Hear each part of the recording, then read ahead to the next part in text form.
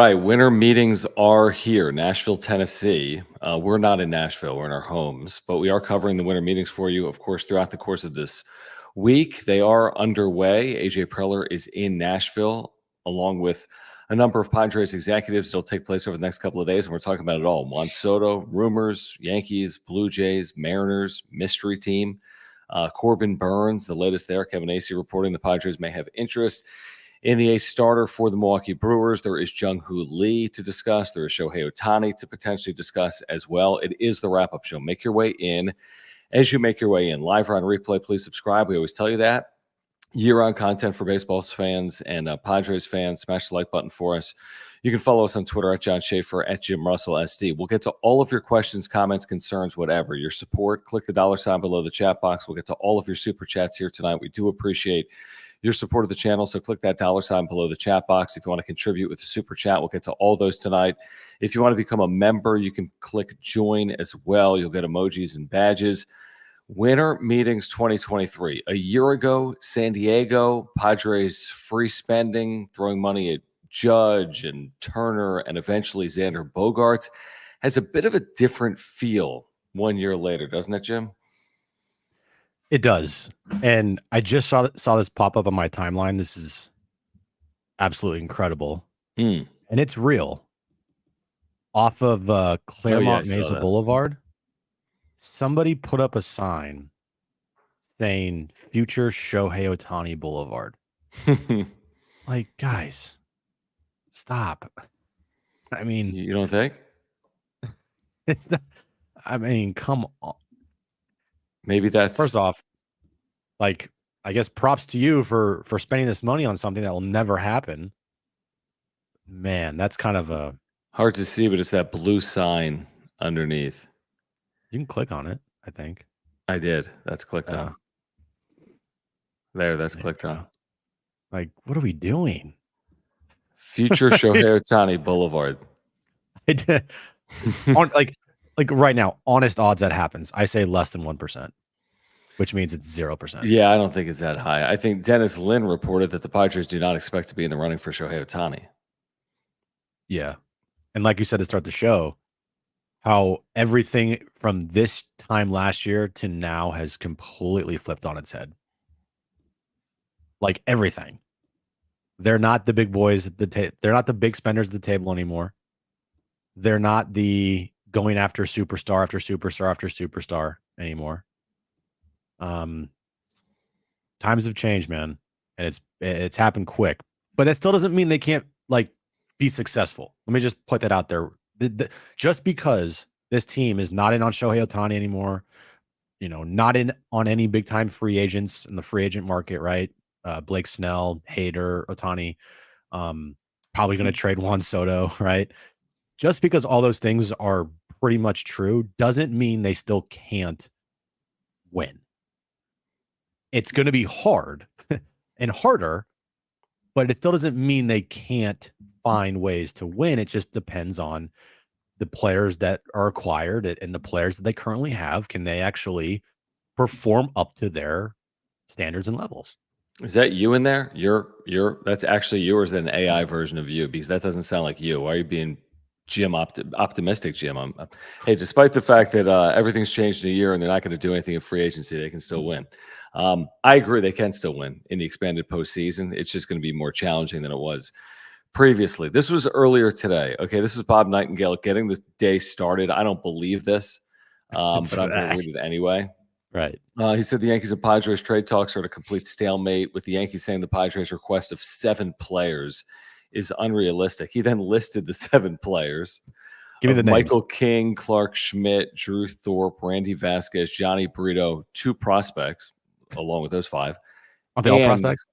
And taking center fielder Trent Grisham. I don't see Michael King as a prospect at all, to be honest with you. He's already arbitration eligible, and he'll turn 29 in May. And all of a sudden, he's like the greatest pitcher in baseball history, according to the New York Yankees. But I don't believe this. I don't think AJ Preller's asking for 7 players and take Trent Grisham for Juan Soto. I just don't buy that. But that's what Bob Nightingale is reporting. But then again, Bob Nightingale is a terrible reporter. But that was from Bob Nightingale earlier today, that the Padres are asking for 7 players for Soto and Grisham. And that's why they're at a stalemate. And that's where the Seattle Mariners get involved.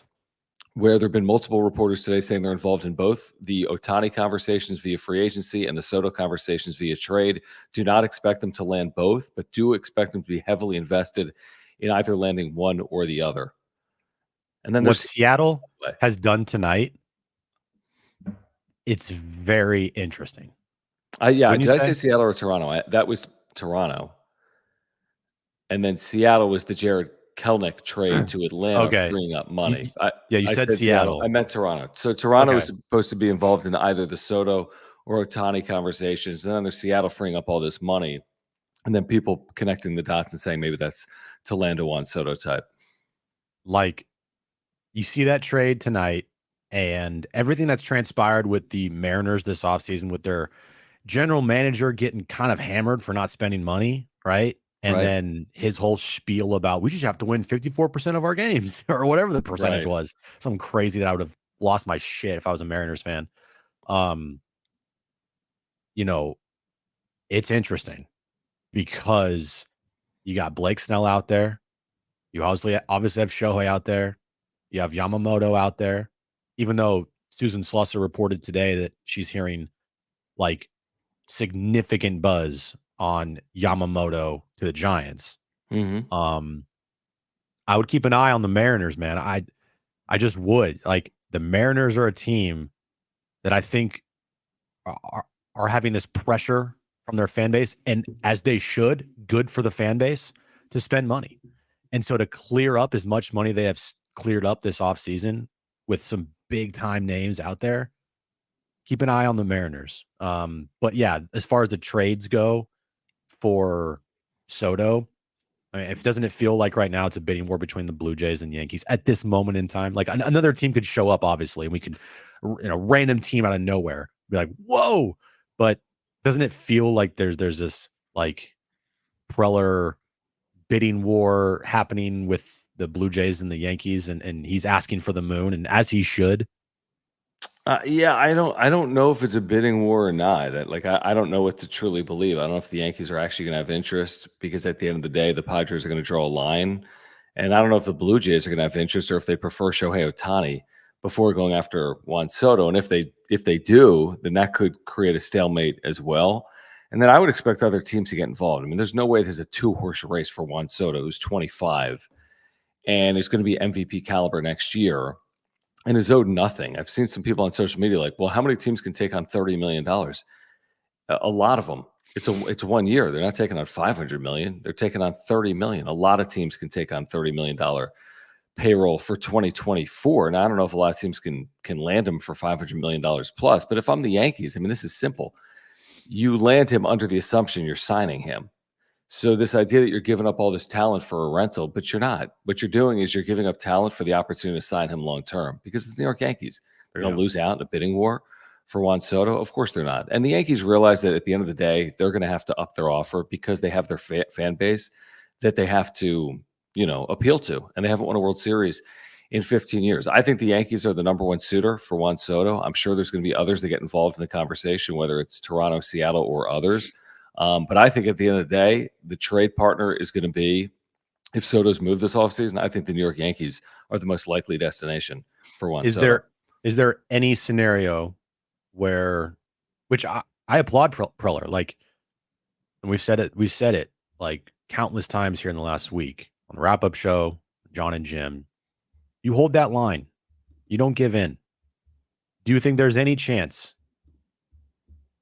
that if these teams do not meet Preller's, not demands, but go more on the side of the line towards Preller, is there any chance that Juan Soto returns to the Padres next year?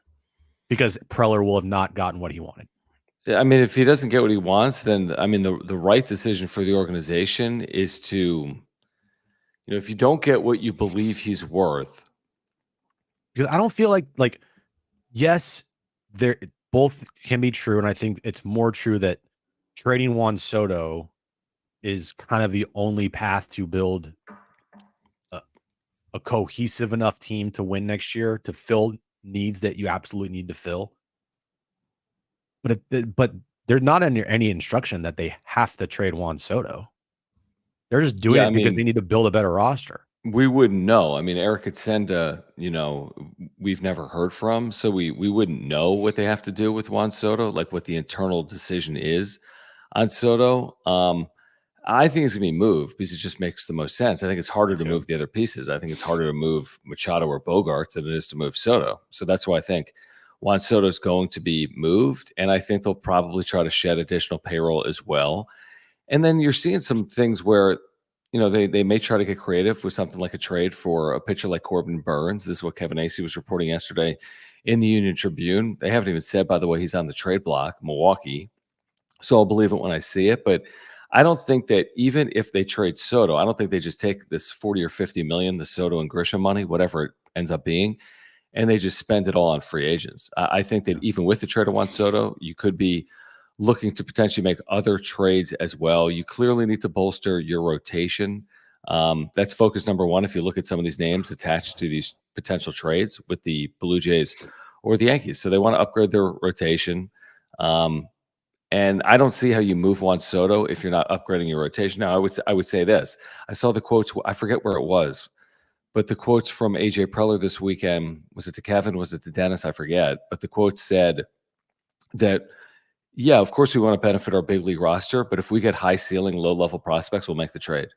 We will make the trade that we deem to be the best trade. Just because someone's in AAA as opposed to single A doesn't mean it's a better trade. We'll make the better trade, not the trade for the player that's closest to the major leagues. So that he was quoted as saying that this weekend. I'm paraphrasing, and I forget to Yeah. whom. Yeah. See, that's tough here because trading Juan Soto, you want to get major league level talent back. But it doesn't I'm mean they have to be at the major leagues, right? I mean, major league level I know. talent could be a year away from the major leagues or two. Yeah, to me, I don't like. I just doesn't do it for me, dude. Like it doesn't do it for me. I don't think it does it for the fan base to try to sell more prospects.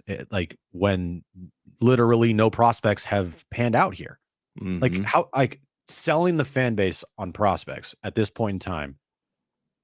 I don't think fans are going to buy into it. I really don't. You're gonna see some fans do, okay, but I think a majority are going to say you just fucking traded Juan Soto for prospects, like, and they're not even big league ready yet. I mean, is it different than trading him for Michael King? Because Michael King spent time in the big leagues, but he's a free agent in 2 years. I'll just tell you this right now: any trade they make, I'm not going to like. I feel As I'm like saying, like, nobody knew who Michael King was 3 days ago. you know, on initial first glance, I'm just not going to like any trade because you're trading Juan Soto for, I mean, guys that might do well, and then Right. prospects like. That just doesn't do it for me in the initial first glance. And Mhm. that's the thing is, does Preller really have time? Like, is he really afforded this much time here? Right. The time you're saying to make that trade and then sit around for 18 months and watch these players develop? Yeah, like he trades Juan Soto for a bunch of prospects and Michael King, okay, whatever. And then he's gone after next year. Then what the new GM's gonna come and be like, what the fuck did you just do that? Like it just I would, and I don't know if it's gonna happen, but like getting major league talent should be the first goal of Preller right now. But when we say major league talent, does that mean players that have already appeared in the major leagues and been successful? Like Michael King, Jason Dominguez, a couple other prospects. You have two guys that are major league ready in King and Dominguez. I know Dominguez is hurt, but Dude, those are two major league ready guys that can help getting you. King and Dominguez would be like trying to trade for like Shaq and Kobe, according to the Yankees in their prime. Well, So I it's know it not will be, and happening. that's but and I'm just throwing those names out there to use as an example. I'm not saying those two names because I Right. think they should get them. I'm just using them as an example of like what I would want back. Two guys ready to go in the minors. I know Well, Fadden says you need to shut the hell up. Fadden, eat shit. Like I just said, I'm using Dominguez as an example. I know the Yankees By view the him way, as the I don't next like see why Babe he's Ruth. he's by the way, is he really off limits? Nobody's off I mean, limits until stop. they are. I mean, maybe in a package of players. I mean, is he really off limits? Is it even the number one priority of the Padres to go get Dominguez over pitching? Probably not. I mean, it seems like from all of the rumors that are out there right now, it is pitching, pitching, pitching, pitching, pitching, pitching, pitching. nonstop. Yeah, definitely. And that makes sense. That's what the organization needs. So I get it. Maybe Dominguez is the highest ceiling player, but if that's not your number one priority, why not address your needs? This isn't the draft. You don't just go draft the best available player. You have needs. You're a professional baseball team. You're trying to win at the major league level. This isn't, you're not drafting 17-year-olds. And it just So feels address like needs. this nonstop narrative that the Yankees are feeding to these media members about how great these prospects are is insane to me. You're getting Juan Soto. He's better than every single prospect that is in this deal. Like we talked about it when Juan Soto was traded here. You get Juan Soto, you win the trade. Unless you're the Padres. Unless you're the fucking Padres, right? Yeah. Because the Padres, everything that happens to them, it just turns into shit. But I don't want to hear about how great Michael King is. He's the next. I don't care. You're getting Juan Soto. Like, end of discussion. This whole Dominguez thing that he's untouchable. Like, give me a break. Like, seriously. So, yeah. Okay, let's talk Blue Jays for a second. So this is the Athletic this weekend. From the Blue Jays, the Padres could seek a package including one or more pitchers from a group that includes their top prospect, rookie, I have no clue how to say his last name, Tiedemann. We'll call him Tiedemann now. Yeah. And Alek Manoah, who we know. The Jays, like other clubs, would be concerned about paying Soto $30 million for one season, then likely losing him as a free agent, but they're under pressure to win. So that's what. Now, listen, the Blue Jays have high ceiling, high end, top pitching prospects in their organization. I think you could say the same about the New York Yankees as well. And again, both of those clubs are in the American League, so it makes sense from a Padres perspective.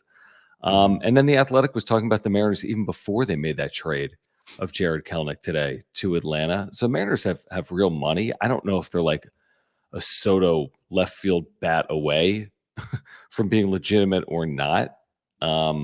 But it's at least something to consider because also they're in the American League. So again, I ain't trading with the Giants. I'm sorry. I don't care what the Giants have in their organization. I don't care what National League teams by and large have. I mean, I guess if it was like the Miami Marlins or some random team, you could get away with it, but you can't trade in the NL West. That just makes no sense. If AJ trades with the Giants, I mean, here's your pink slip. You're done. Like, what are we doing? Yeah. Giving up. I mean, you just gave them Bob Melvin. And if you trade Juan Soto to the Giants, and then they sign Blake Snell. Like AJ, just quit now. Like if that's what you're doing, just quit. Scout for the Giants. Yeah, it's idiotic to trade in division, especially a player of that caliber. I agree. So at the end of the day, wherever Juan Soto's traded, probably won't get what I want, which is, like I said, 2 major league ready guys that are controllable, that can help you win now. And it's probably going to be a bunch of prospects, and it's probably going to be viewed at the time as like, you fumbled the bag. Do you have time to wait for these prospects, whoever they trade Juan Soto for, to pan out? I don't know. My gut tells me no, like he doesn't have time, because I would think at some point he will be on the hot seat, if not already now, which I think he is on the hot seat. And if they don't win next year and they end up making a move, which is very, very likely and possible, then what did you just do? What'd you do? Well, look at it this way. Who cares how much time AJ Preller has? Because if I'm the next GM, I'd prefer he makes the trade. Why? I'm not going to have Juan Soto as the next GM. So I'd rather bolster in any way possible than sit around, twiddle my thumbs, and watch another 82 and 80 season and then change regimes and then have nothing to show for Juan Soto. So I don't really care if AJ Preller is the one to see through the development of this core of players in the minor leagues. But I do care that he makes the best possible move involving Juan Soto here this winter. You know, if they're going to move him, which I think they're going to do. And I would do, I mean, again, I don't like it, but considering their financial issues and everything around the organization right now, it makes sense that they would consider moving Juan Soto. Because it's hard to field a team with Juan Soto. No, I'm agreeing with you. I'm talking about whoever they would trade back for if you got prospects, and if the main player in the deal is a highly touted prospects that you're throwing down in Double-A. Does that help you win now when you need to win now? It doesn't. But the whole win now thing is like, I think you also have to be careful. If you're chasing winning now, are you putting the organization in a worse spot than it already is? If Well, you're if you get making the win now trade for Juan Soto, it's not as good as the win later trade for Juan Soto. What have you done? well, I'm just saying you can. So there's not any prospects out there that are ready for the big leagues, have actually maybe shown time Of in the big course leagues, there are, but and I'm have asking this. multiple years of control. Let me ask you this. Okay, I'm going to use an S for the visual. It's hard to explain this. I'm going to use the S curve analogy. You can trade for prospects that are major league ready. That doesn't mean you're trading for the highest ceiling, highest potential players. So if I was given the opportunity to trade for two major league ready players right now with a lower ceiling than two other players in the lower levels of the minor leagues, and my scouts deemed the lower level players have better futures than the higher level players, I'm making the trade for the lower level players. That's my job. I guess what I'm just trying to get to is I don't fully trust Preller, is what I'm really trying Well, to no say. shit. And that's the problem with any trade. Like his track record, not great when it comes to I developing agree. prospects. I mean, And do you have, are you gonna be high fiving people on the streets of La Mesa if he trades for Michael King? Because no, is there some guarantee that that's going to pan out just because the Yankees are like, oh, this guy had a great 8 starts to finish the year. He's untouchable. nothing they do will excite me at all. Like literally nothing. I Do you mean, spend time on the streets of La Mesa? I used to live in La Mesa. Okay, so yeah, It's you nice. do. At least It's nice. the main strip is okay. It's good. There's some other areas on, yeah. But anyway, But I'm saying, like, that's my point is I don't care what they try. I mean, they could trade for whomever, and that doesn't, like you said, I mean, do you really trust AJ Preller that he's going to get it right, or whomever they trade for is actually going to pay dividends here? I don't know. And I don't it's either. kind of like it's just hard to project all of this stuff out, obviously. You see people on social media all the time like, "Dude, what an amazing deal that Preller would do if he made that Right, trade." Like, you right. don't fucking know, dude. Stop. Like, Mhm. nobody knows. All right? You might like him because he's got some good numbers in the minors. First off, can he perform at the big league level? Haven't seen it. And two, how long before he gets to the big league level? Like, you know, we don't know anything. If you're a Nationals fan, you're still sitting there wondering, like, I wonder if James Wood's any good, right? I wonder if Robert Hassel's ever going to turn anything. CJ Abrams had some nice moments, but is he really like an everyday level all-star shortstop? Can Mackenzie Gore like not get hurt? Can he be a frontline starter, or is he more of a back end starter? You know, you're still sitting there if you're a Washington fan. On paper, looks nice, looks pretty.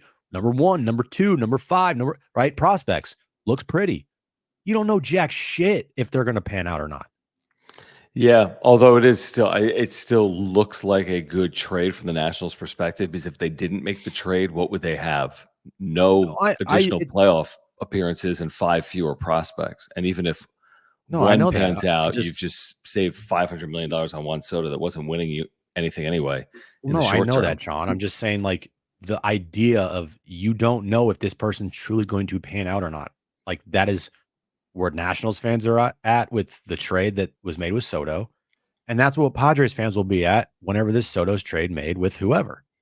But I agree with you as well, but I'm saying at the end of Yes, the you have day, to try to they're get gonna as try much to value trade for Juan him. Soto. I Exactly, know, I for the best know. return. So it's like, I'm just going back in circles too. I just completely hate it. That's what yeah, this it's not good. I mean, the Padres went from the, I don't know, like the anti-small market club, right? Like Mhm. that was like the envy of all of baseball outside of maybe one or two markets to back to being a small market club is how it kind of feels. Now they're still going to be Yeah, like a well, top yeah. 10 or 12 in payroll, but then what are they going to be in 2025? Top 14, and then what are they going to be in 2026? So there's no guarantee here that Mhm. that like free spending, free spirited Peter Seidler led organization is going to return. And again, I'm not saying they're going to be 27th in spending anytime soon. They shouldn't be. There's no reason to be with the way they draw and with this market having no other professional sports teams in the Big Four. But the days of them being top 3, top 5 could be over for forever. We Yeah. have no idea. And it's just it's like that reality sinking in. Like there was that 2 or 3 year window where they're trading in 1 week for Blake Snell and Yu Darvish and Joe Musgrove. And then there's now. Right. And it feels a lot different. Those types of moves, you would love to see those types of moves again. And I think you theoretically could see those moves if Juan Soto was not on this team or if another big contract was not on this team. Because at the time, Musgrove was not making a bunch of money. Snell was making like, I think 15 or 16 million. And Darvish was the highest paid player they got back, but it wasn't anything crazy, right. you know? And those are moves that like are obviously win now. And does anybody remember any prospects besides Luis Patino that got traded away in any of those deals? No, because he was the only top-rated prospect that was traded away for all three of those pitchers. There was that like position player outfield prospect to the Pirates. He was like 10th in the Padres system. I forget who it is. Well, yeah, there's a couple of prospects that were traded away. They're like studs, of course, but like, you know, now it's flipped to instead of trading for those players that help you now, you're trading for players that the prospects and is I mean, as much as everybody like, you know, we love to talk about star players. Does anybody really like to talk about prospects all the time? No offense, besides Matt Friars, because obviously that's what they do, and they do it better than anybody. Well, with the Padres, I understand what you're saying. I mean, of course not. Of course, you'd prefer the Soto to the future Soto, so to speak. Even if you could land a future Soto, everyone would prefer Soto to future Soto. But the truth is, you can land players like Fernando Tatis Jr., or you cannot. I mean, there are players like Juan Soto that are traded as 19-year-olds. But they're also also happened before. It'll happen again, like Fernando Tatis Jr. But are they also in a point in their franchise right now that they can afford those types of moves? What do you mean? Like, hey, we got this stud. Just wait 4 more years. With the players, like Manny's not getting younger. Xander's definitely not getting younger. All right. Darvish is like almost 40. Joe's in his 30s now. Dude, there's you have Kim around for 1 more year. There's no combination. Yeah, I mean, right. I mean, you've got these quote unquote, you know, high price superstars, and you haven't won with high price superstars. So now you have to have both high price superstars and younger players. And you didn't win with only high price superstars. I'm not saying you're going to win with high price superstars and younger players, but it's not like they're guaranteed to win with Juan Soto. No, they're not. And I agree with you there. You know, as we watched last year. We're definitely in an era where I do think, you know, where this franchise is headed. Mm-hmm. And it probably should have been the way that it was a couple of years ago instead of giving all these prospects away. But they went for it. I credit them. I would have done the same thing if you had the opportunity. But leaning heavily onto their system as of right now is probably what Preller's thinking. I just don't know how much time Preller has. I mean, he's got to win in 2024. He won't have 2025 is my hunch. Okay, guys, if you're here, please subscribe. You're on content for Padres fans, whether you're here live or on replay, smash the like button. Thank you for the super chats. Click the $ below the chat box. If you have a question or comment or concern, or you just want to support the channel, click the $ below the chat box. We do want to thank our title sponsor here on the wrap-up show, our friend Mark Nimitz at Farmers Insurance, a great insurance agent. You can take that from us. I've had my insurance through Mark for over 2 years. He's been the title sponsor of this channel since the day we launched this channel about 2 or 2.5 years ago. He can save you $750 or more on your insurance just by switching over to him, whatever it is: auto, home, renters, life, earthquake. I've got a homeowner's, earthquake, and life insurance policy with Mark. About to switch over 2 cars over to Mark Nimitz as well. So you can get quotes online by clicking the link in the description down below. You can get quotes by calling Mark, who is a San Diegan and a lifelong Padres fan. So he'd love to talk to you about saving money on your insurance. He'd love to talk to you about the Padres as well. But again, you can take it from us. It's not just saving you money on your insurance. If you ever need to file a claim, he's going to save you so much time. He's a great insurance agent with great service and communication. So if you support this channel, want to support a local San Diego business, check out our title sponsor, Mark Nimitz at Farmers Insurance. Yeah, all his information is above my head, mnimitz at farmersagent.com. When you reach out to him, let him know that John and Jim from the wrap-up show sent you. There's also the Kevin AC, the Padres are interested in Corbin Burnes article. Mm-hmm. So this was over the weekend. AC's piece details some of the financial factors going into the Padres' winter plans and notes that the Padres have inquired about most of the top starters available in free agency. even if signing one of the bigger name arms doesn't seem likely. And then MLB Trade Rumors goes on to say it isn't even clear yet that the Brewers are going to move Burnes. He's projected to make 15.1 in 2024, his final year of arbitration before becoming a free agent. So 1 year of Corbin Burnes via trade, projected to make 15, potentially part of a Padre plan because they have interest in Corbin Burnes. How many years Again, of control does he have left? 1. Just one? Yeah.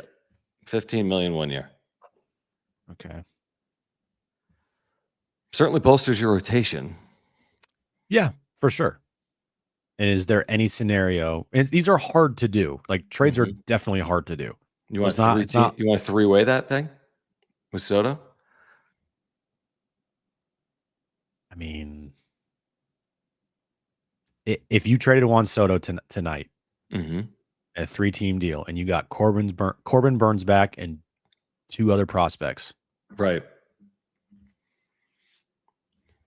and some cash, and you also got rid of Trent Grisham somewhere. Yeah, you're probably you'll be inclined to do that. Now, you're not really. I'm just saying you're not doing much for your future. That would make me at least feel a little better about things.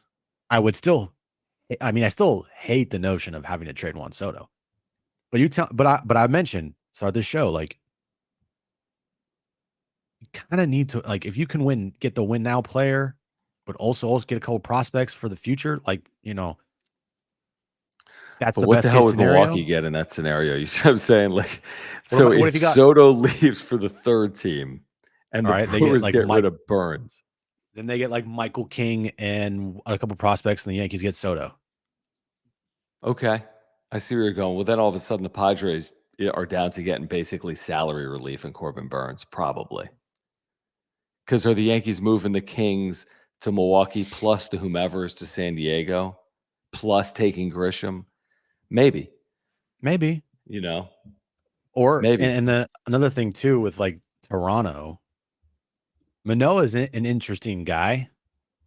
If he's like the main piece, he wouldn't be the main piece, but if he's like a big part of a trade, like to me, he is at his lowest point. Because he was awful last year. It was horrific.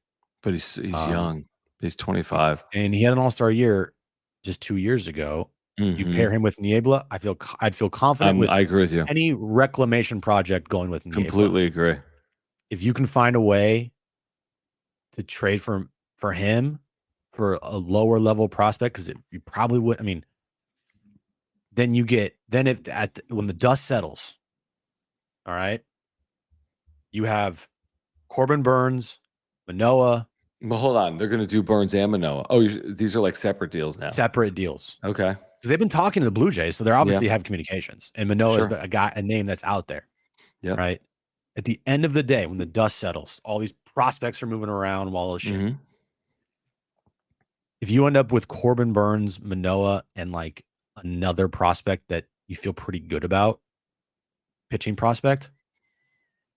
Yeah. And you got rid of Soto and Grisham somehow, and all these names out there, right? And Soto can go to the Yankees, okay, and Grisham can go to the moon and whatever, right? Now I'm looking at like, okay, well, here's the thing. that would lessen the blow a little bit, and it makes you feel like a Padres fan. Like I said at the beginning of the show, there's ways to win still next year, even without Juan Soto. And you've helped your pitching staff, and you're not telling the fan base, hey, this guy in 4 years, wait for him, right? True. I'll say this. Manoah's got 4 years of control, so he's not even arbitration eligible until after 2024. Now, he's coming off a terrible year. But to your point, Ruben Niebla, pitching whisperer. So I like the idea. That's well beyond a flyer to me. I mean, that's, trying to buy low with someone that could impact your organization for 3 or 4 years. So I do like the Manoah name. The reason I would like a Burnes is, to your point, you at least can sell the illusion of like, we're going to win. We have Burnes, Musgrove, and Darvish at the top of our rotation, and the big three now without Soto. Like, you're selling winning. I don't know if it's going to happen, but you certainly be selling winning if you added Corbin Burnes to this rotation, even if you dumped Juan Soto, I would think. And Let's then get to the you first can super here. Yeah.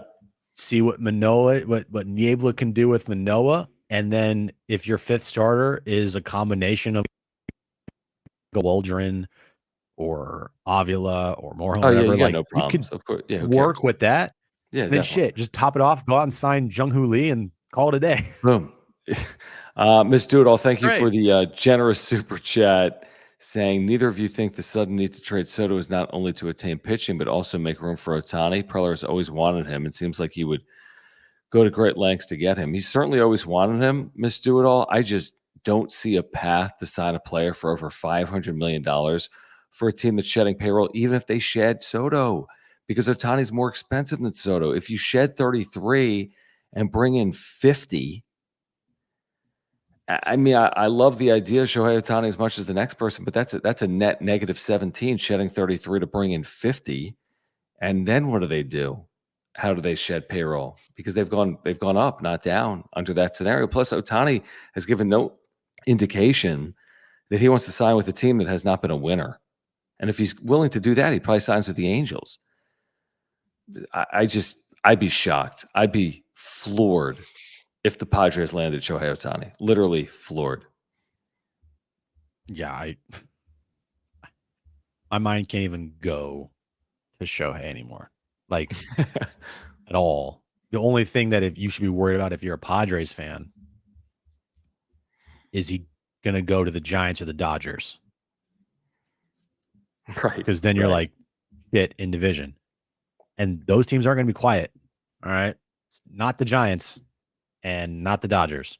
Mm-hmm. And the Dodgers so far, how many rumors have you seen of the Dodgers lately? Exactly. Yeah, exactly. The Yankees are, yapping their mouths, saying how great these prospects are, trying to make them like the greatest things ever. And they're leaking oil as far as rumors go nonstop. Nothing from the Dodgers. Really nothing from the Giants, except for the Yamamoto thing that one of their beat reporters reported on tonight. Mm-hmm. So man, I'm excited though for tomorrow because something's gonna happen in the next couple of days. I'm not saying Otani or Soto, but you're gonna get some type of movement that will lead to additional movement. I saw today that the reporters are saying that Otani is likely to sign before Christmas and could be within 7 days. So somewhere in the 7 to 21 day window, which makes sense. He's not going to wait until March to determine his future.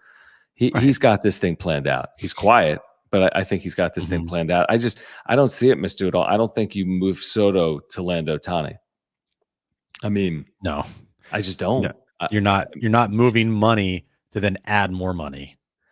Like it would be one of the great under the nose type moves. Yeah. I mean, hey, we've got a lower payroll. Hey, we've had a change in ownership. You know what I mean? The top of ownership. Hey, we're coming off a disappointing year. But wow, we just landed the biggest free agent contract in the history of North American sports, which they've done before briefly with Manny Machado. But it doesn't feel likely. It just doesn't feel likely. Enzo, thank you for the super. Again, guys, if you're here, subscribe. You're on content for Padres fans. Appreciate the super chats. Click the $ below the chat box. If you're here on replay, thank you for the super thanks as well. Enzo says, what about Vlad Guerrero Jr.? Could he be thrown in the deal for Soto? Listen, are you enamored with Vlad Guerrero? He makes good money in arbitration. He's going to make like 20 this year. He's a very sound hitter, but in a very good hitter's division, certainly, and ballpark in Toronto. Like, he's young, he's a name, he's had success, but it just seems like you're taking on another guy that's going to command a fortune of money at some point, not that long from now. Yeah, I mean, look, he would be an instant upgrade over anything they have at first base. Well, the first base thing is no doubt, but he's played. Yeah.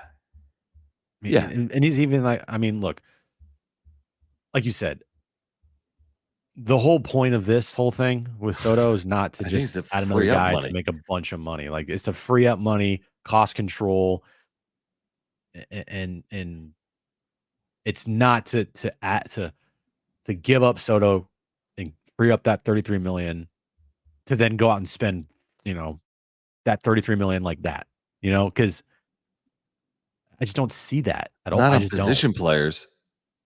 No, I don't. That's why this route of trading for pitching, um, it's the way that they're thinking, and Preller even said it. Like they need pitching, Mhm. He did. He pitching, said it literally to pitching, you. You pitching. literally asked Literally the question. pitching. Yep. Listen to it. He says we need pitching, Right. and it's probably going to cost us Juan Soto. So yeah, I don't see them doing that. I just don't.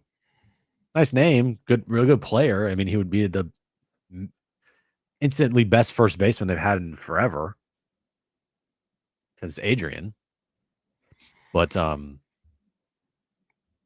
yeah, I mean, and plus does that like how many years does Vlad have left on his deal At least a couple. Let's see. or left on his arbitration? Yeah, he's got a few. He's a free agent in 2026. He's got 2 years.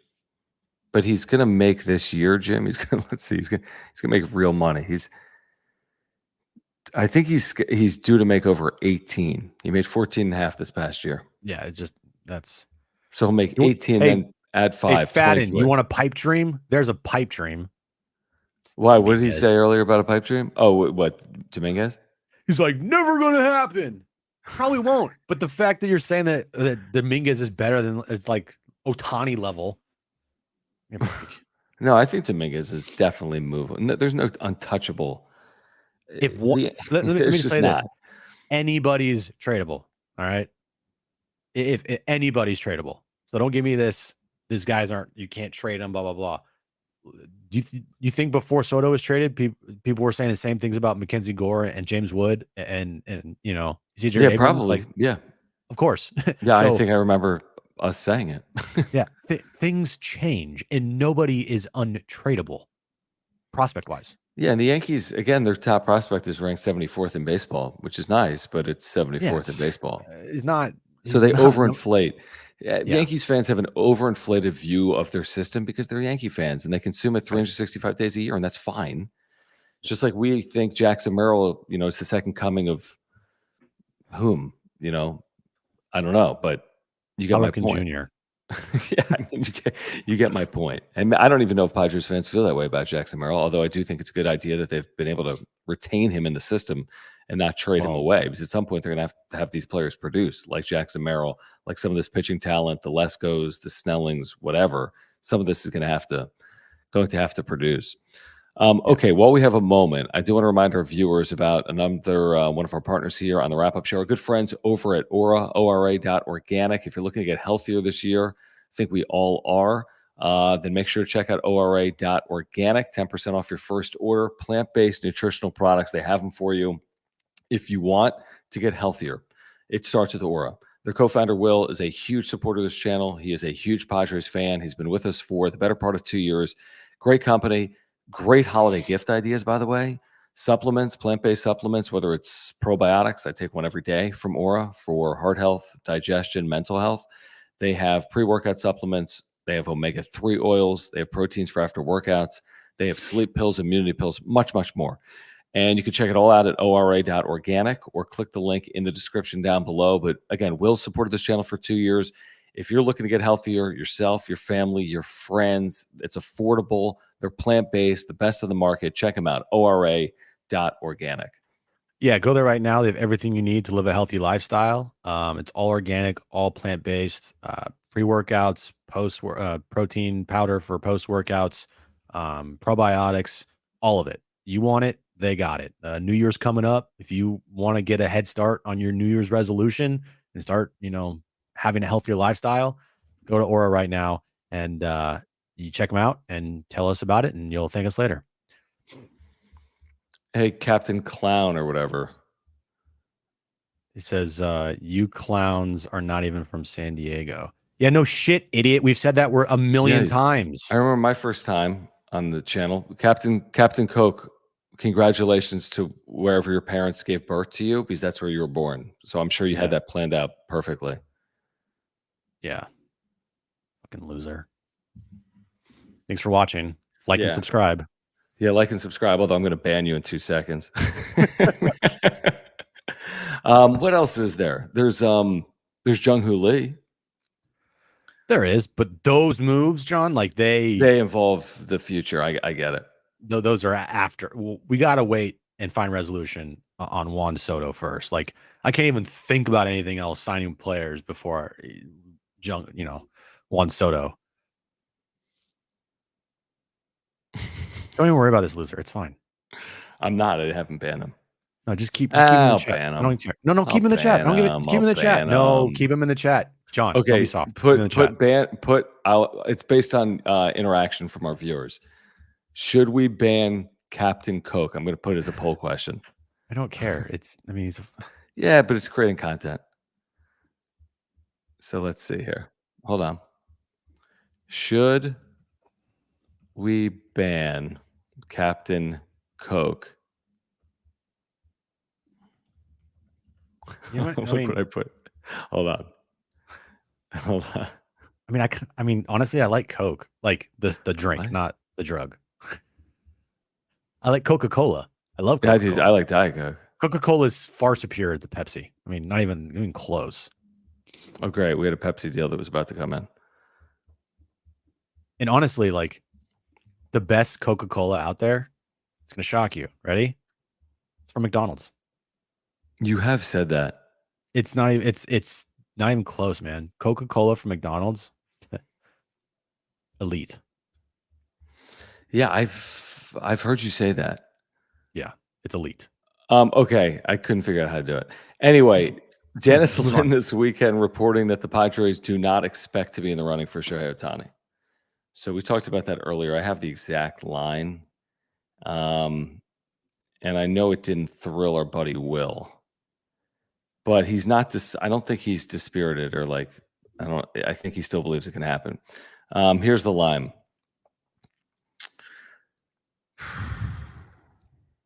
Where is it? Okay, to be clear, the Padres do not expect Otani to sign with them.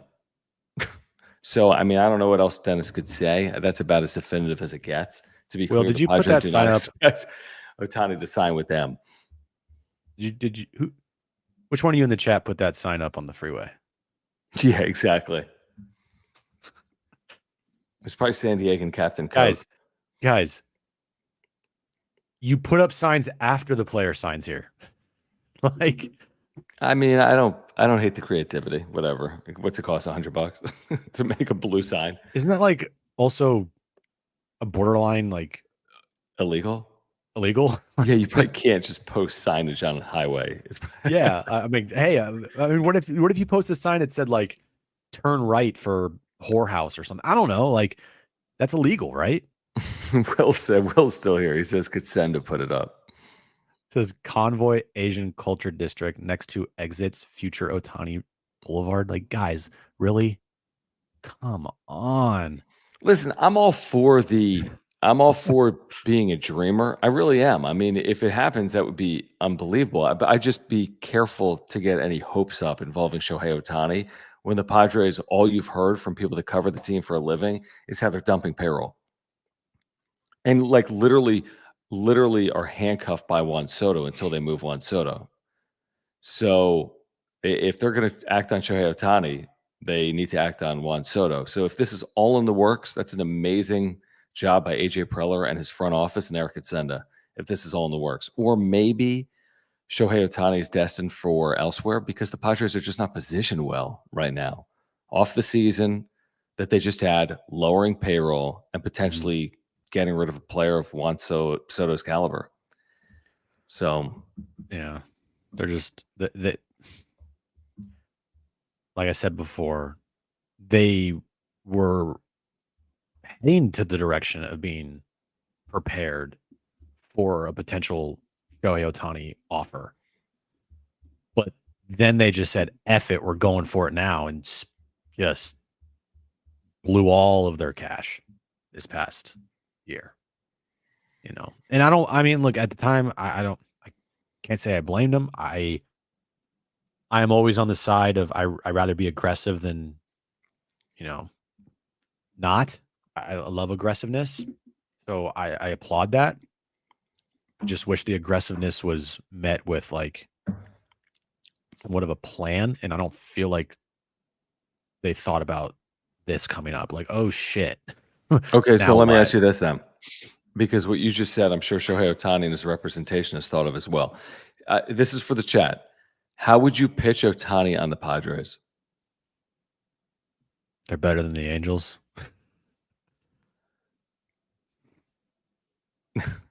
That's the pitch. You know what I mean? Like, hey, what's the grand pitch? Like, we're positioned to win and you're the missing piece, but we're going to trade off Juan Soto. They would have been in a much better position to say that if they made the playoffs. And they didn't. True.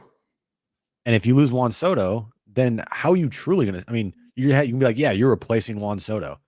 But it's like, well, if I'm replacing Juan Soto and you couldn't win with Juan Soto, I feel like I'm a better hitter than Juan Soto at this point in time. But, well, maybe not overall hitter, but power-wise, all right?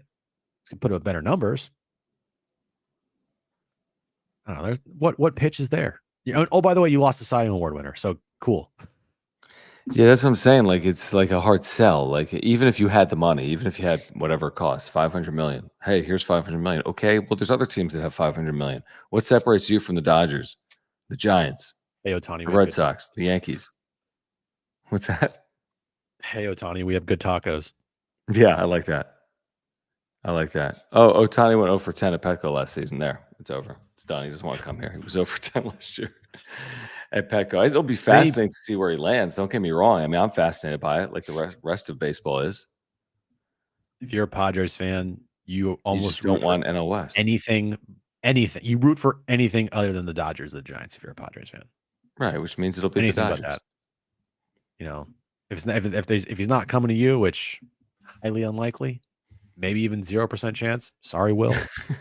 I don't know if it's 0.0, but I said maybe. Yeah, it's not high. But you just are sitting there and you're hoping that Jeff Passan tweet doesn't drop that says Shohei Otani and the Dodgers or San Francisco Giants have signed the richest contract in baseball history. You hope that doesn't happen, but you also hope Ken Rosenthal doesn't get it wrong and like Shohei Otani and the Padres are zeroing in on each other. Oh, just kidding. He's actually going to sign with the Dodgers. I don't think that's going to happen again. You think it was just a one-off? Well, I think it was a one-off because Scott Boras and or someone from the Nationals leaked this to Ken to drive the price up for the Dodgers. Yeah, maybe. I mean, he certainly got duped. Whatever happened is he got duped. Bad information. He owned up to it. Did he? I think Padres fans like literally jumping in his timeline all the time and telling him to fuck off. I think is a lot too much. Did he own up to it? Kind of sad. He's that off season he owned up to it. Him and Dennis. Dennis did it on air with Darren. Oh, like, okay. I mean, I'm saying, was there like something like in print? There was like videos of him like talking like I know for a fact Ken Rosenthal has talked about this situation before. Okay. And I thought it was the big, like, I thought like we didn't fully get to the bottom of it. We never got to the bottom of it to truly know what happened, but Ken Rosenthal and Dennis definitely owned up to it and said, look, we made a mistake. I don't remember. All I remember is the tweet. Yeah, but if I'm trying to put two and two together and why this happened and knowing who was involved, like it's a pretty, I would say it's not far off from Scott Boras being involved in that.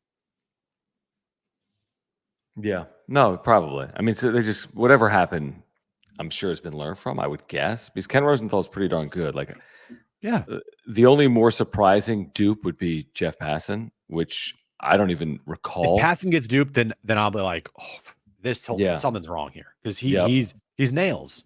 Yeah.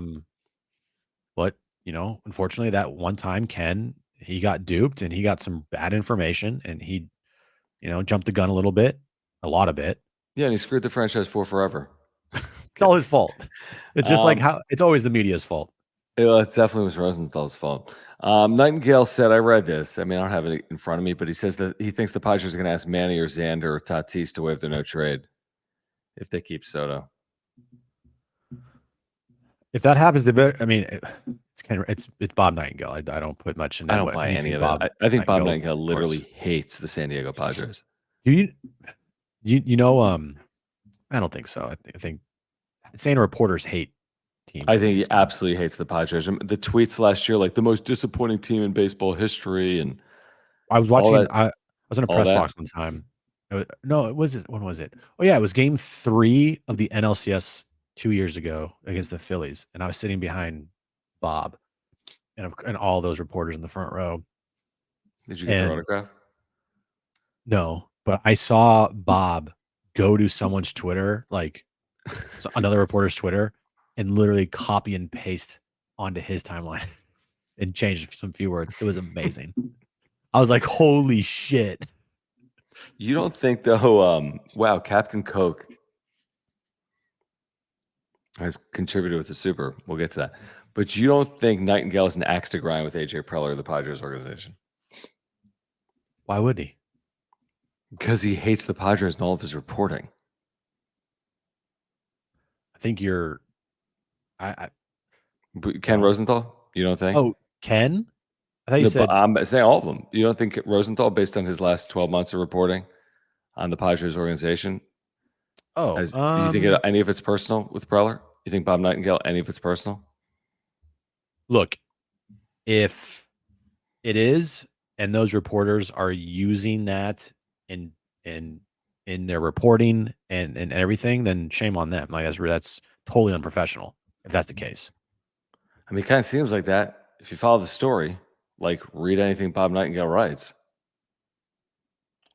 Could you say, okay, but I just don't read anything Bob Nightingale writes, honestly. You might be like blocked by him. But whatever I'm telling you, he wrote something today. I'd have to find it. Everything he writes is super. I mean, listen, I get the critic. It's one thing to be critical. It's another thing to just be like anti. He's very anti, in my opinion. Captain Coke, thank you for the super. Glad I didn't ban you. He says, I'm just pissed we're going nowhere. It's pathetic at this point.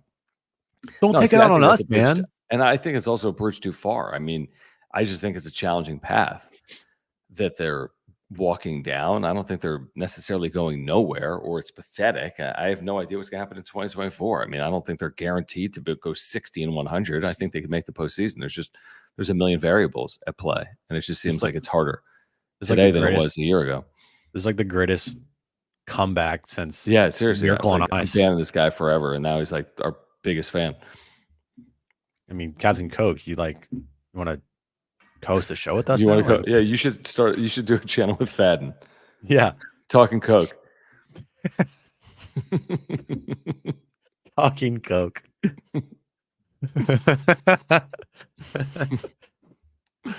Oh man, shit. Captain Coke, dude.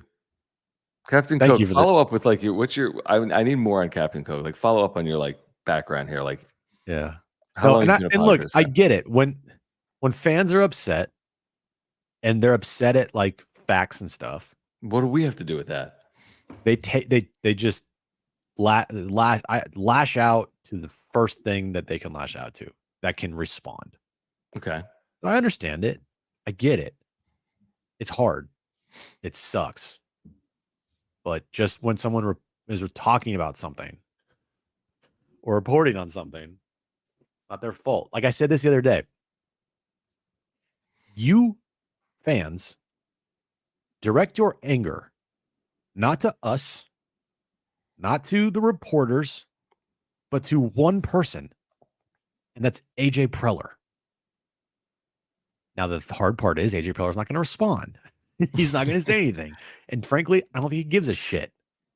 Probably but at this that's point. Where the anger lies here. If you're a Padres fan, this is not the media's fault. This is not the fans' fault. It's not, I mean, you can throw the players, obviously, their fault for not performing last year, for sure. Sure. But the place that they're in right now, That's on AJ, man. And he's got to try to fix it. What are you reading? Yes, that is his job. No doubt. We'll see if he can fix it or not. It's an important week, you would think, for AJ Preller, because if you don't move Soto, which is very possible this week, I'm saying, if Soto doesn't move this week, then there's a lot of twiddling going on. Other players are coming off the board. Starters are going to be signed. Relievers will be signed. Position, you get it.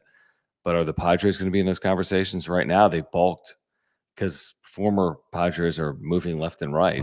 One's a value, Nick Martinez included. That's only going to continue in the days ahead. You're going to see movement, and are the Padres going to be involved, or are they just going to wait to move Juan Soto? And if they're just going to wait to move Juan Soto, then they should be motivated to do it sooner rather than later. So they're in a little bit of a conundrum if they got to wait on Soto to make any major league moves, because they got a lot of work to do with their major league roster. Like you got to finish off a 26-man roster, and they're nowhere close to doing that as we start the winter meetings. So I don't know what the plan is. I'm sure they got a plan. I'm sure AJ's got something on a PDF. I'm sure Eric Atsenda has seen it. I'm sure Eric Rupner has seen it.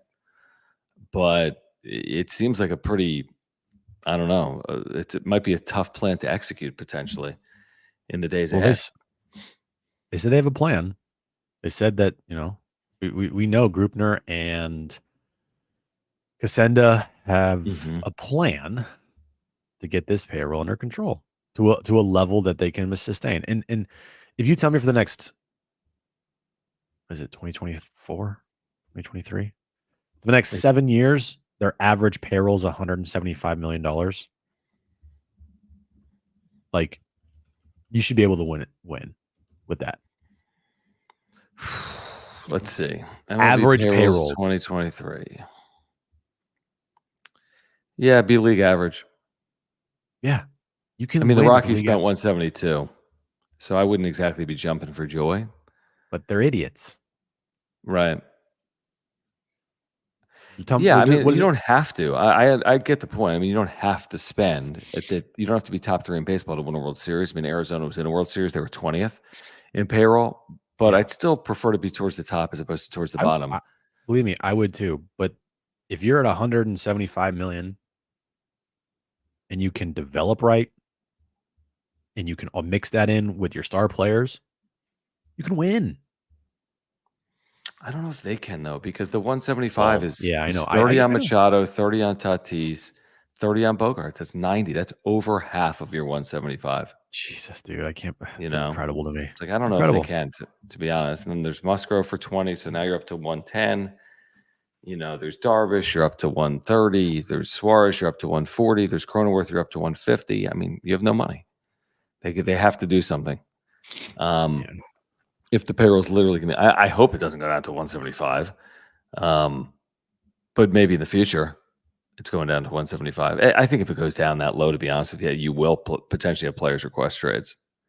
Probably, because they're going to be so handcuffed. If you got 3-4 guys making 100, 150 million and your payroll's 175, are guys going to want to be a part of that? I don't know. They're in a tough spot, man.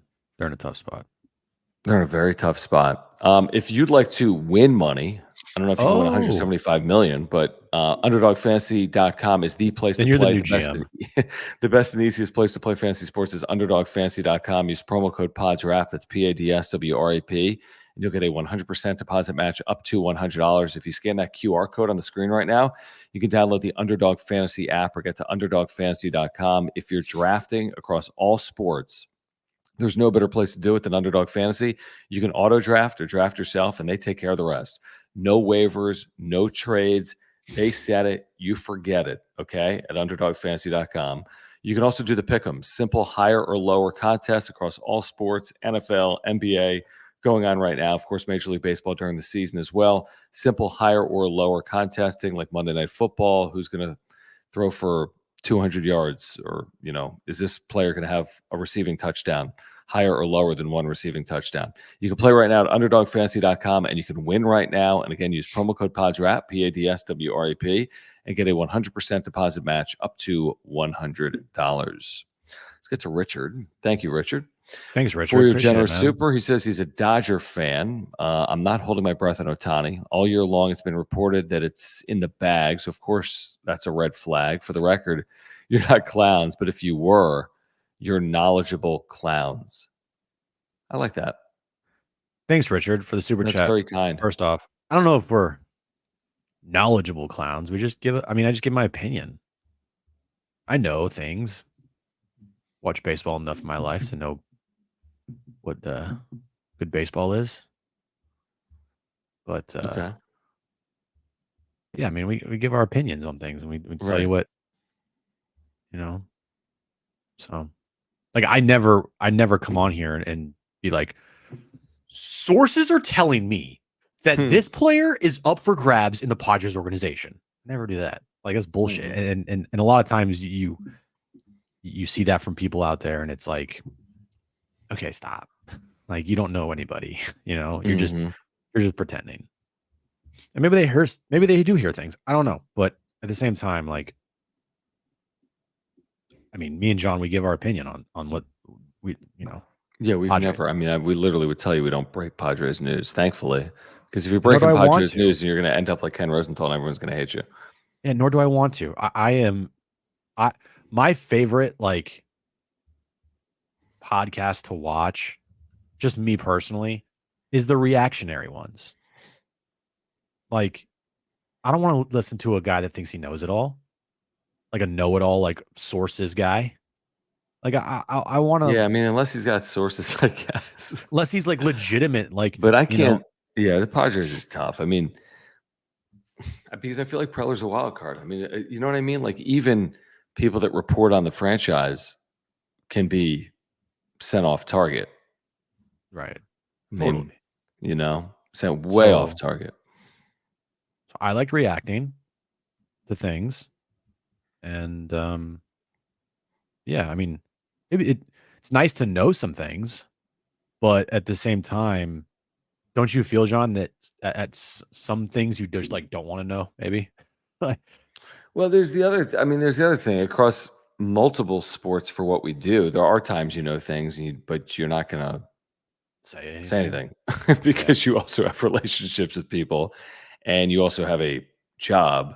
It's also tough too, because if you do have relationships with people, say we talk to Preller every week. Well, you talked to him last week, and you like hung out with him all the time, and like legitimately. And Darren does a really good job at it, because I think he does have a relationship with Preller, but he also criticizes him a lot as well. But there are times when, like, if you have a relationship with somebody, you're like, oh, do I want to blast this guy right now?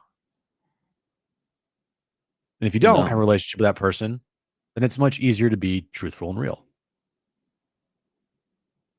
because you're not protecting. You're not protecting anything. Yeah, exactly. I mean, I think that's honestly why people, for the most part, listen to us on San Diego Sports 760 or come here to the wrap-up show. Just we're unbiased and opinionated, and we offer our actual opinion, and we're knowledgeable about baseball because we've spent our entire career in it. So yeah, nothing against these people. Why people come to us. Nothing against, like, Preller as a person. I think he's. I've heard nothing but good things about Preller. It's like we're talking about professional sports, and exactly. And his job is the general manager of a professional sports team here in San Diego. Right. I mean, professional sports. Yeah. I mean, it comes with the territory. The jobs pay handsomely. They're public positions. If you and I can get criticized on social media, then certainly you and I can be critical of professional athletes and front offices associated with professional sports. That's just the business. They understand it. By the way, this is part of it that 9 out of 10 understand it, maybe more than that.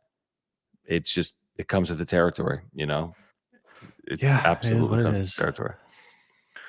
All right, guys, we'll be back tomorrow, 3 p.m., San Diego Sports 760. I hope you join us then. We'll be talking about day one of the winter meetings underway in Nashville, Tennessee. All teams have already gathered. Meetings actually have started. A lot of gatherings, banquets Sunday night at the winter meetings in Nashville. I've been there twice in Nashville for the baseball winter meetings at the Gaylord Opryland Hotel. It's one of the biggest hotels in the world, if not the country. It's a massive, massive, ridiculously sized property. It's crazy, in fact. Real quick before you go, did you see? We don't. I know we're up against it here, but, like, according to Brendan Cuddy of The Athletic, Padres and Yankees are expected to resume negotiations tomorrow on Juan Soto. All right, And keep it here then. We'll keep it here till tomorrow. I'm getting my sleeping bag. Hold on. according to him, he's reporting the Yankees feel good about their position. This is all so obvious. This Why, whole dude? they've shut Man. it down. It's unrealistic. We wouldn't consider this. The Yankees will have the last bite at the apple if they want them. Have you then they're seen gonna this go many get 'em. links? Have you seen this many leaks with a team? And when's the last time you saw this many leaks with a team from their That's a reporters? great point. I mean, their reporters are just propping them up, but man. but the thing is, reporters of the New York Yankees, of all the teams in baseball, this is the team that's reported on the most. Yeah. So it doesn't surprise me that we're seeing this. And this is like so clear and obvious that the New York Yankees want Juan Soto. They can't pretend like they're holding different cards. No. We see their hand. They want Juan Soto. So are they willing to do what it takes to get him? They want Juan Soto. Are they willing to give up the players necessary to get him? That's the only question. And it's up to Preller to hold his ground and not give in. That's right. You know, if there's not a deal by the end of the winter meetings, to make things a lot more difficult. But Preller holds the main card. He holds, like you said, the card that they want. Are the Yankees going to fork over what Preller wants to get that card? If they really want that card, if they really want Soto that badly, which there's no reason to believe that they don't, then are they going to give in to the AJ Preller's demands? Do they need to be pushed by another team making a sizable offer to that's where the up Blue Jays their come in. offer? That's where the But Blue Jays I wouldn't think they need to, by the way. Look at this very generous super that's just rolled in. I wouldn't think they'd need to be honest, because they know there's going to be multiple suitors for Juan Soto. So you don't slow play it, because if you slow play it, you might not end up with the player. Okay, Where You At Productions. Wow. Thank you. Can we get some clap emojis in the chat for Where You At Productions? Thank you, That's man. awesome. 50 burger. Woman. The Captain Coke just said, Captain Coke, you want to up it? Where You At Productions, thank you're you. a new buddy Says, now. First off, love you guys. I watch and listen to you guys all the time. You guys have great baseball insights. Wouldn't watch anyone else. Thank you. With that being said, if you get Manoah, maybe trade for Burnes and re-sign Snell. That would be interesting. Okay, hold on. Let's think about that for a second. Like the first two parts we talked about, right? Well, the Manoah Burnes type of, like, if you could. If you get Manoah in a 3-team, whatever. If you get Manoah in a Soto package, okay, now you have Manoah. If you trade for Burnes in a separate deal, okay, maybe that's reasonable. He's got 1 year left in his deal. I could see that being possible. And you freed up money in the Soto deal that you can take on $15 million from Burnes. Snell is probably a bridge too far, because now you're back where you started. Exactly. Yeah, exactly. So, I mean, again, what do I think is more likely between like Otani and Snell? I'd say Snell, but I don't think either are likely. Yeah, I don't. Burnes is definitely, like, the likelihood of that happening, I don't know how high that is. But as I said, like, if some way or another, when the dust settles here, and you have Manoah and Burnes on your roster after you trade away Juan Soto, yeah, I'm down with that. I mean, that seems pretty good to me. And I would look at next year's roster. And obviously, there will be other moves as well, and be like, okay, I feel semi okay about I feel much better about the pitching staff, that's for sure. With the top three of Burnes and Musgrove and Darvish, the bullpen would be obviously an issue. Manoah is a guy that has, big boom potential, especially if you put him with Ruben Niebla, and you've just now freed up the money that you need to keep things under control. I mean, but that's easier said than done. You're probably bordering on fantasy baseball here. Yeah, with what you're saying with this exact combination I think is unlikely. I mean, I love the thought process. If you could land 2/3 of that Where You At Productions, to your point, like Manoah and Burnes, or Burnes and Snell, or Manoah and Snell, or whatever, you'd feel pretty optimistic about where you're starting your season in terms of your rotation. Right. I find it hard to believe they would land 2 of the 3 that are mentioned. Yeah. I think they could land 1 of the 3. 2 seems a little aggressive, but all 3 is probably outside the realm of possibility until we're all proven wrong. Right. It feels like that's like an MLB The Show type of scenario. And then there's the whole concept or the idea, like James in the chat says, like, well, if Peter was alive, we'd have Snell and Otani and Soto and no money for nothing else. But like, would it change anything with the way you construct the roster if Peter was healthy and running the organization? Maybe. We'll never really know, unfortunately. It's always a possibility. Even before his passing, there were definite reports well before then. Yeah. About this team's payroll going down next year. Yeah, definitely. So I don't think that all of a sudden after, and rest in peace, like I don't think it's changed much. Maybe the aggressiveness of getting it down has changed, right? Because you're not having somebody maybe potentially push back on certain moves. But I don't think the mindset of going down has changed at all. From your chat, Rich, to our show, would love to hear Contenda on your show. We would too. Thank you, Where You At Productions, by the way. Thank you. Yeah, I mean, I'd like to just hear Contenda. Is he even real? Anywhere. I mean, to Jim's point, if you look up Eric Contenda and do a Google image search, I think you get one image. One image. And if you even just search for news or quotes, he was quoted in that recent release, right?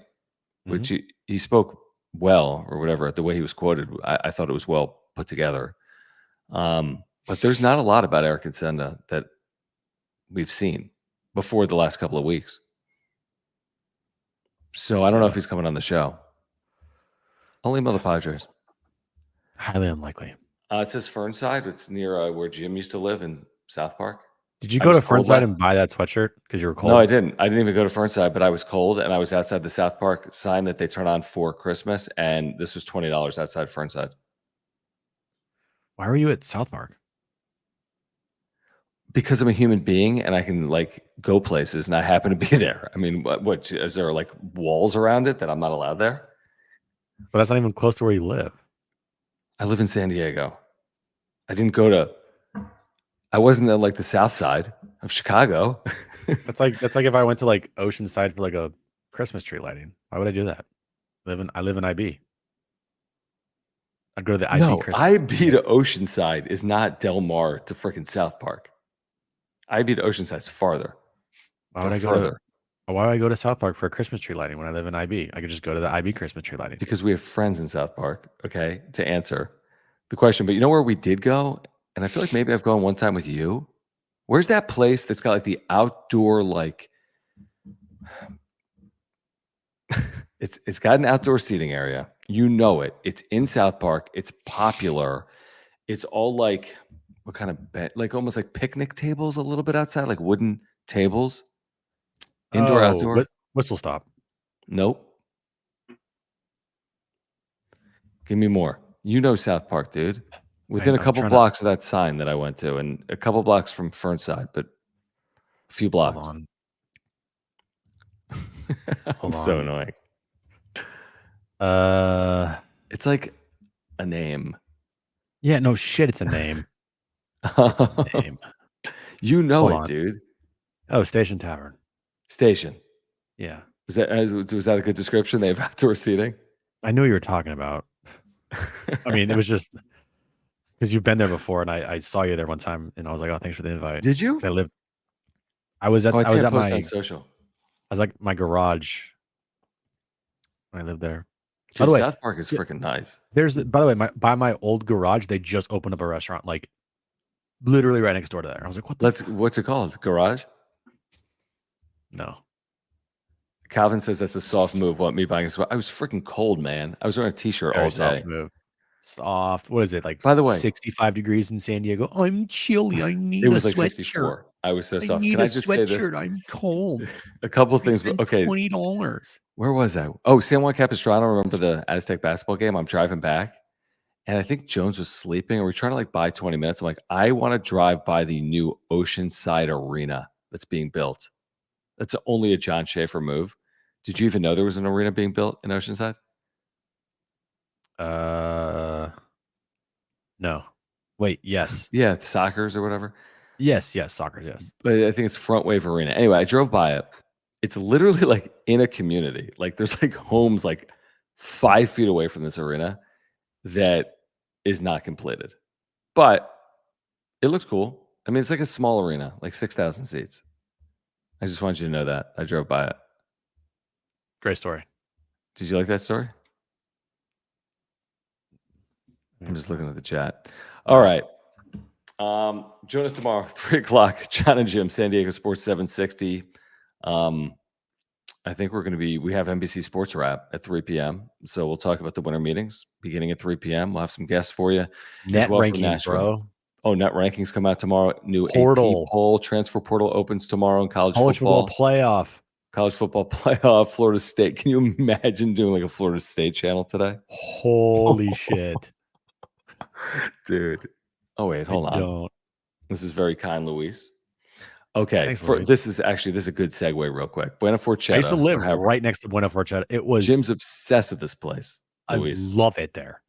All he talks about is this. It's like Aaron and Buena Forchetta. That's all he cares about in the Niners. Forchetta. He doesn't even care about the Warriors as much as this place. The who?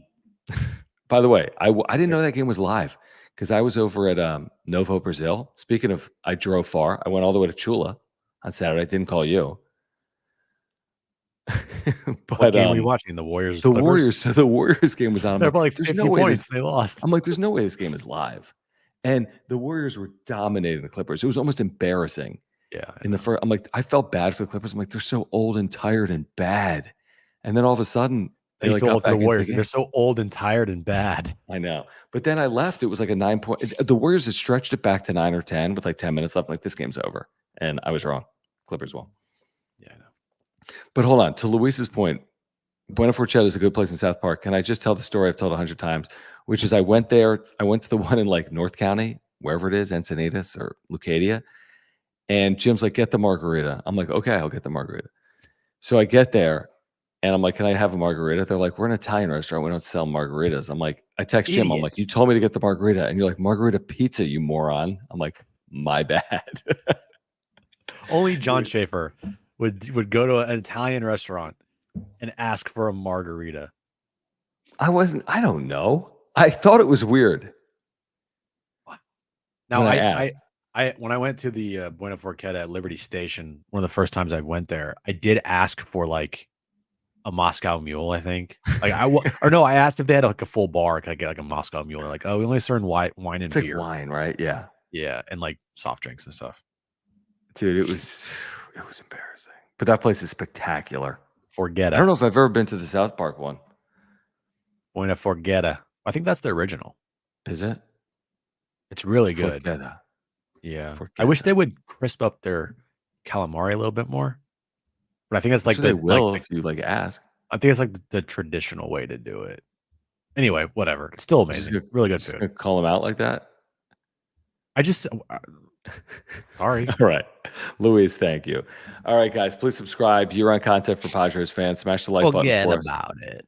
Follow us on Twitter at John Schaefer, at Jim Russell SD. If you're here on replay, thank you for the super thanks. We greatly do appreciate your support of the channel. Support our partners, Mark Nimitz at Farmers Insurance, our title sponsor. If you have an insurance need, Mark is your guy. He will save you money and time. Great insurance agent. Get in contact with him, San Diegan. Lifelong Padres fan, Captain Coke. Click the link in the description down below. Or ora.organic. Their co-founder, Will, is a San Diegan, Captain Coke. So if you're looking to get healthier, ora.organic. Click the link in the description down below. Plant-based nutritional supplements and underdogfantasy.com. Not San Diego based, Captain Coke, but still a great place to play fantasy sports. Use promo code PADSWRAP, PADSWRAP. You will get a 100% deposit match up to $100. If news breaks, we'll join you for a wrap-up show. Otherwise, we'll see you tomorrow at 3 p.m. on San Diego Sports 760. Jim, bye.